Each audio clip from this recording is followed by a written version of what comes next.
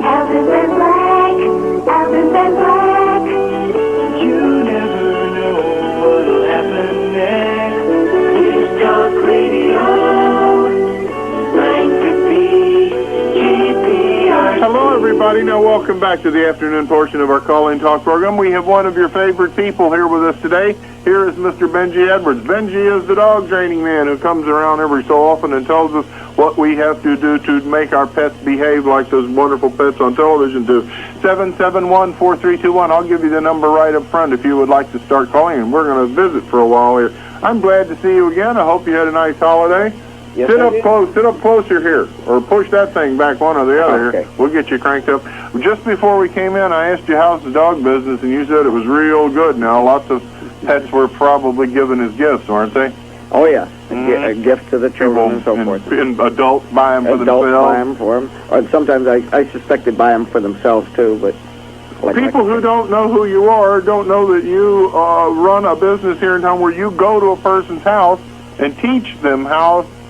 You teach the person how to make the dog. How am I trying to say? You don't go and teach the dog. You go. You told me last time you give, 5 minutes to the dog and the rest to them? Yeah, I train the people to train their dog. As a result of that, the dog gets trained.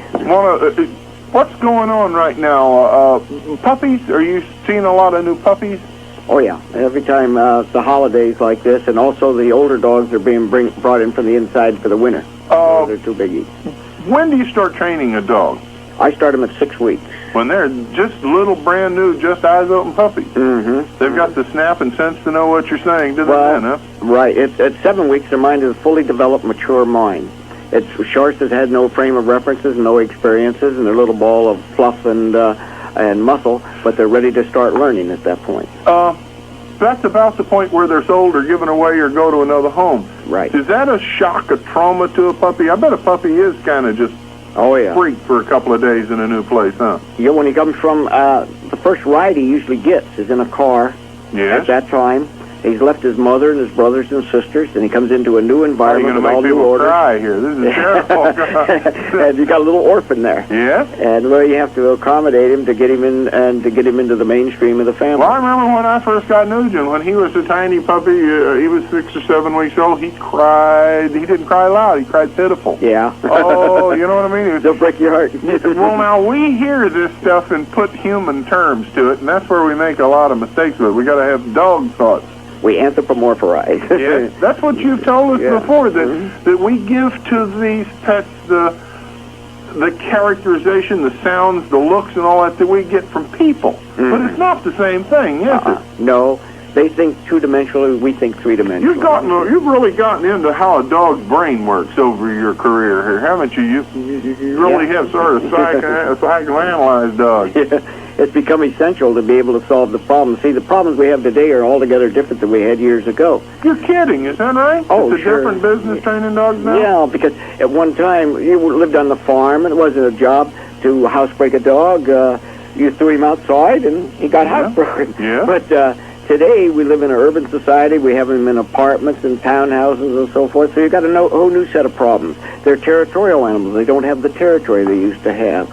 They go out and it's still in them, though, that inborn instinct. Even though they're in the city, they still are in the wild in their minds, huh? Right. They're still a wild beast with a veneer of civilization on top. Yeah. And, of course, when we try to treat them like humans and so forth, this is where we run into our problems. The big problem with dogs is people. People are our biggest problem with the dog. The dog is no problem. They'll respond very quickly. It's with the people that we have to work because it's communication problems. And we're not communicating on the same level with the dog, so there's where our problems come in. Just last night, I was talking, one of those pieces of mail that came in, it was advertising somewhere. They had a picture of this, I think they were selling cameras. So I'm like, here's a guy taking a picture of his daughter who's holding up a hula hoop, and this cute little dog is jumping through the hoop. You can't. That's circus stuff. I don't know anybody whose dog will jump through a hoop. I don't. I can show them how to do it, but I don't get involved with that. You really can. If I were to come to you and think, could you really teach a dog to do that? Oh, yeah. There's no problem to that. Which the funnier one is to get him to jump through the hoop and then give him the command and have him run under the hoop. If you've ever seen that. Yeah. Well, that's funny. Well, the dogs in the circus are just That's a mystery to me. That I don't. I think they're tiny people in dog systems. I mean, they can't be doing the kind, because most of us, and all these people call us up and tell us what all of their dogs are. Phooey, that's what they see. I can go to their house and say, all right, let me see you do it. They won't. But what I want them to come in, to go out, to stop barking, to don't run out in the street, you fool, that kind of thing. Are those reasonable expectations, or am I expecting it to act like a child or a person? No, they're reasonable. As a matter of fact, it's essential. There's no excuse for a dog barking his head off all over the place. We tend to make allowances for our dogs, and many times our problem is we either ask too much of a dog or we don't ask enough of a dog. If we don't ask enough of a dog, he isn't going to do it. So we have to be able to gauge what we should ask him, and also not expect too much. Sometimes we go into a long tirade against the dog and they expect that they understand what we just talked about, see? I find myself talking to this stupid dog like he understands English. He says, once, if you get him into a routine of doing something, well, I have a water bottle I drink out of. I don't know how that water bottle has become associated with these little, they look like Fritos, these little treats that you buy at the groomer store. If you go in there and it hears that jug go glug glug like it does, they go crazy. The two, and so they come and leap all over because they know they have associated. I guess it's me that I've given it. Oh yeah. It probably only had to do it once. That's all.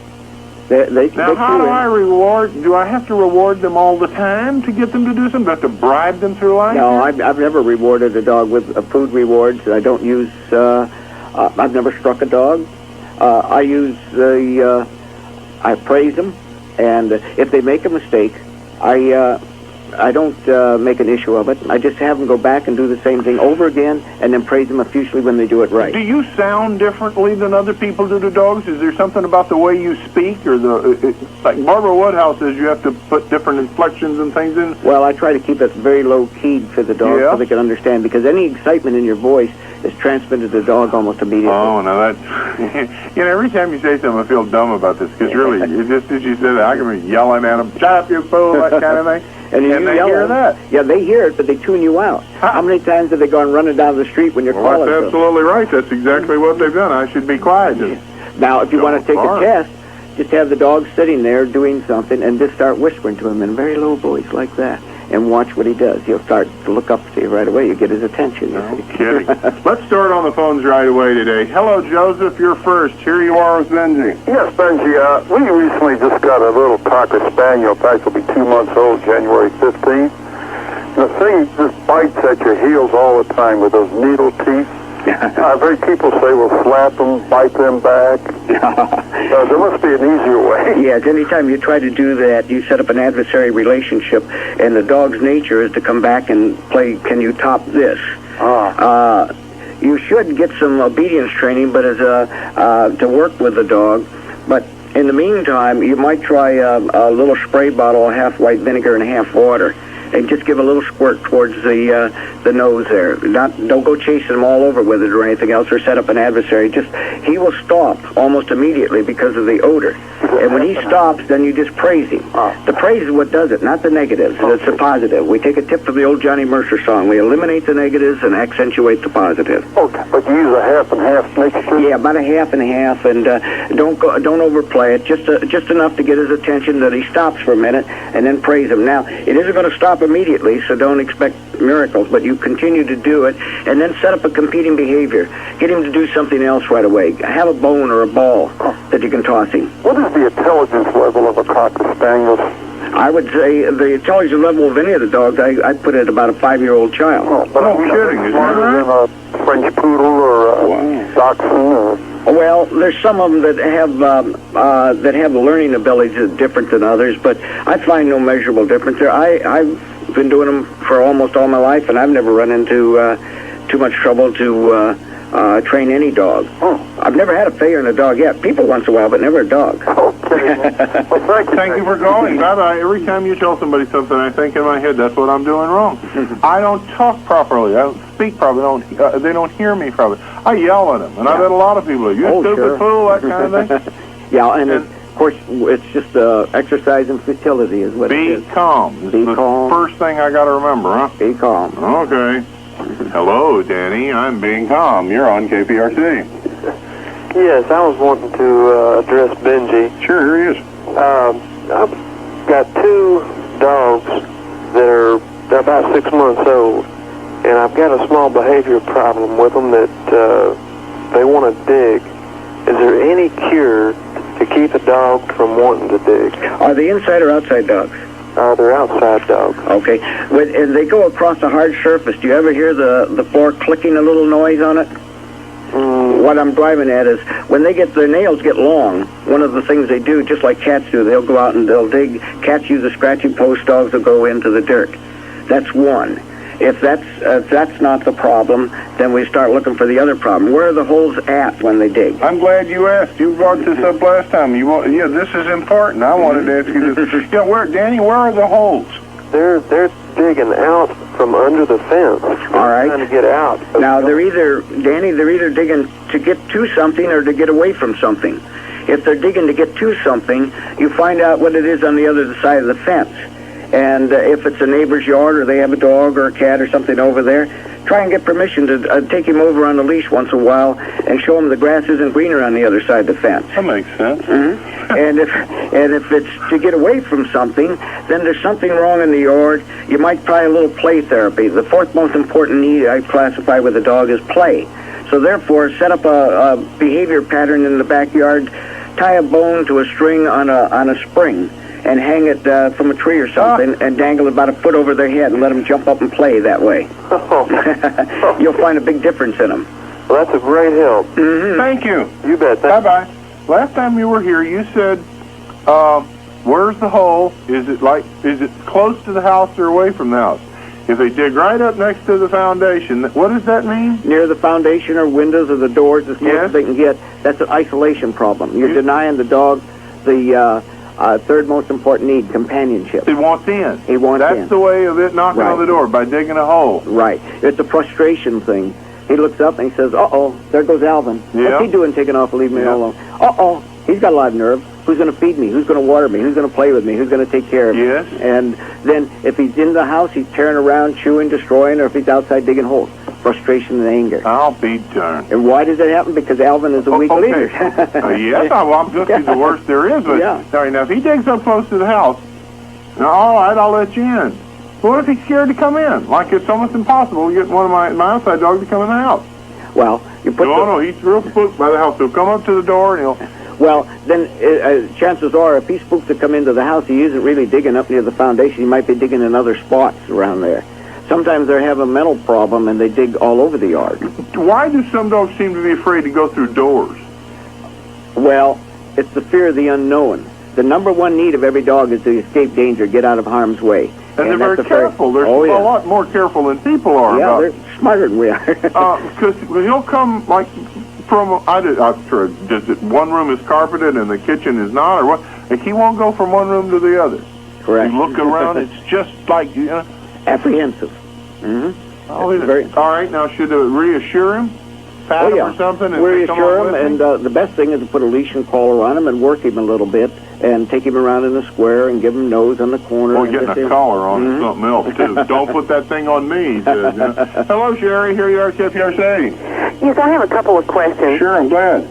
First of all, we have a basset hound, and she's just over a year old. And, of course, she is low to the ground. But when anyone comes to the house, I mean, friends or whatever, whoever comes in, she immediately jumps up on their knees or up on her hind legs as if she's trying to greet them. I mean, she's terribly friendly. And she thinks that everybody that comes is here to see her. Oh, yes. And we know, my husband and I know, that when we come in, we immediately go down to her level. Mm-hmm. You know, stoop down, touch, play, you know. Does she wet a little bit when you do that? Pardon me? Does she wet a little bit when you do that? No, luckily she doesn't. I've seen dogs do that, but she doesn't. Mm-hmm. But the thing is, anyone else who comes in doesn't know to do that, and then we just have a real problem, with her jumping up, and we were wondering how to break her of it. All right, there's a number of ways, but you're right. She is greeting, and also they are little egomaniacs. They think the world rises and sets on them. So she definitely does that. Well, you can put a leash and collar on her, okay. And back from the doorway about 3-4 feet. Stretch some old masking tape or something like that, so she has a guideline there, and let her go up to that door. Have some friend come to the door. Let her go up to that masking tape and say no, and lead her back about 10 feet and praise her. You continue to do that. Very soon, she won't go past that masking tape. And when the people come in, see that? right? Really? Oh yeah. Mm-hmm. Even if it's an inside dog and she has to leave the house? Oh yes. Yeah. And then you should work with her a little bit to get her some obedience training, so you elevate your status as the alpha dog or the leader of the pack. Mm-hmm. That'll help her. But she's looking for reassurances and so forth, and this is what all this greeting is about.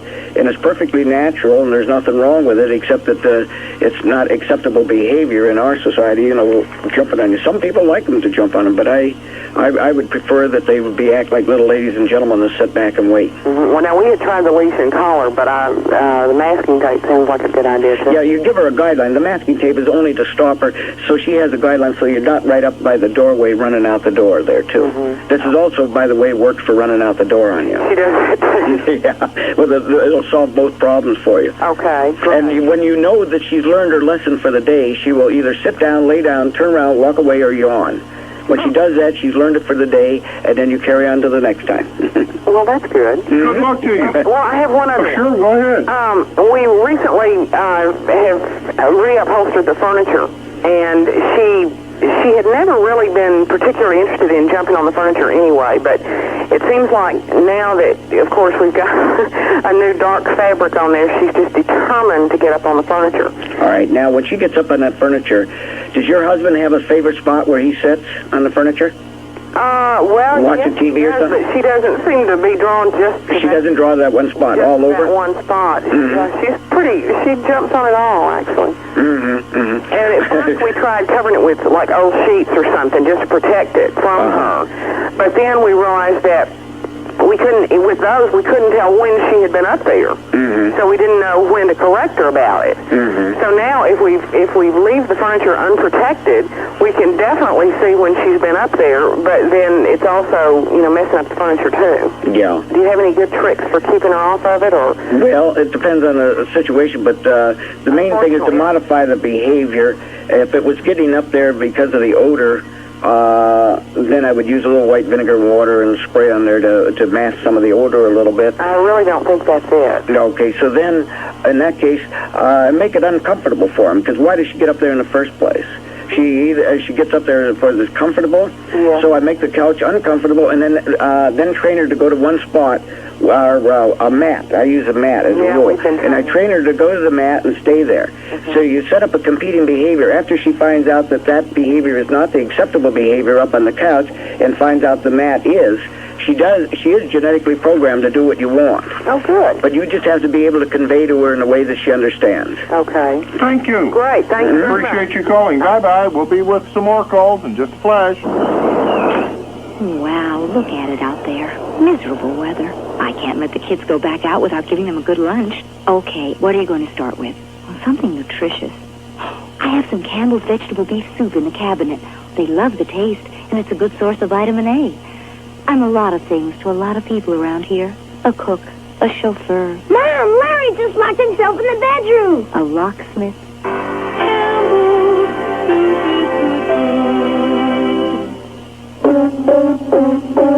Harold Robbins is back with his most powerful and erotic novel. Descent from Xanadu. Descent from Xanadu is a powerful story of one man's quest for immortality. Harold Robbins, Descent from Xanadu. Judd Crane, wealthy beyond belief. There is nothing he cannot buy except perhaps eternal life. Harold Robbins, Descent from Xanadu. In pursuit of immortality, Crane will spend billions, even give up the woman he loves. Harold Robbins, Descent from Xanadu. Now in paperback from Pocketbooks. What do you think makes most people buy their new trucks at Tom Gray Nissan? Well, a lot of them buy from Tom Gray because the financing's really great. For instance, visit Tom Gray Nissan today, and you'll get 8.8 annual percentage rate financing. Yes, 8.8 financing is available on every new truck sold at Tom Gray Nissan. Here's another reason so many trucks are sold at Tom Gray. It's the low price. Every truck is especially low priced this week. Matter of fact, you can buy a new Nissan truck from Tom Gray and save up to $1,373. And that savings does make people come to Tom Gray Nissan. But one of the biggest reasons people keep coming to Tom Gray Nissan is the huge selection they find there. No Nissan dealer in the South and few in the world can offer the selection of cars and trucks you'll find at Tom Gray Nissan. Put those reasons together: 8.8 financing, low price, and big selection. Then ask yourself this question: if other dealers offer better deals, then why does Tom Gray Nissan sell more Nissans than any other dealer in Texas? Tom Gray Nissan on the Katy Freeway, the only way to go. We're just having a wonderful time talking about dogs. Hello to, let's see, Lynn, you're next. Here you are at KPRC. Hi, Alvin. Hi. I need to ask a question to Benji. Here he is. Okay, I've got a 1.5-year-old border terrier inside a 4-foot hurricane fence in the front yard, and there's a lot of stray animals on the street, and he works himself into a frenzy when he sees them. And I don't know how to stop him. I can't get his attention or anything when he does it. All right, you do have to do some obedience work with him to get him under control, so that you have a measure of control in this particular case, because anything I would give you would be Band-Aids. They wouldn't solve the problem. The problem is a dominant-subordinate pattern problem. Mm-hmm. You should be able to call him off, and he should be able to stop that behavior. Mm-hmm. In the meantime, I would... is he alone during the day when he's out there doing these things? Well, he stays in the house with a 13-year-old female dog during the day. This is in the evenings, mornings, and weekends. He's out there, and the old dog doesn't spend much time outside, so he's out there alone. He has cats that he plays with and other dogs, but it's just these animals loose on the street. He can't stand it. Yeah, they come up, they'll wet, and they'll mark his territory, and that'll drive him up a wall, too. Well, if he sees them 3 houses down, you know? Okay. Yeah, well, he's congruous, but what you want to do is limit and change the pattern. In other words, if he's doing that at night, change the times and so forth. Set up some kind of a competing behavior. Take his mind off the one thing. Set up a little play yard in the backyard, like that ball Well, I do have a 8 by 10 foot kennel in the backyard, but I border terriers, they need to run, and so I like to be...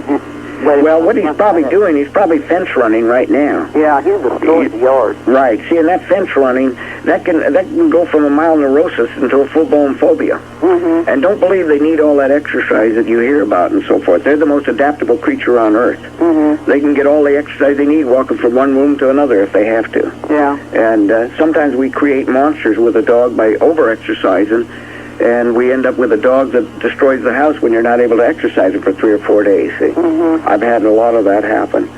But I would change the behavior pattern, do something to set up a difference.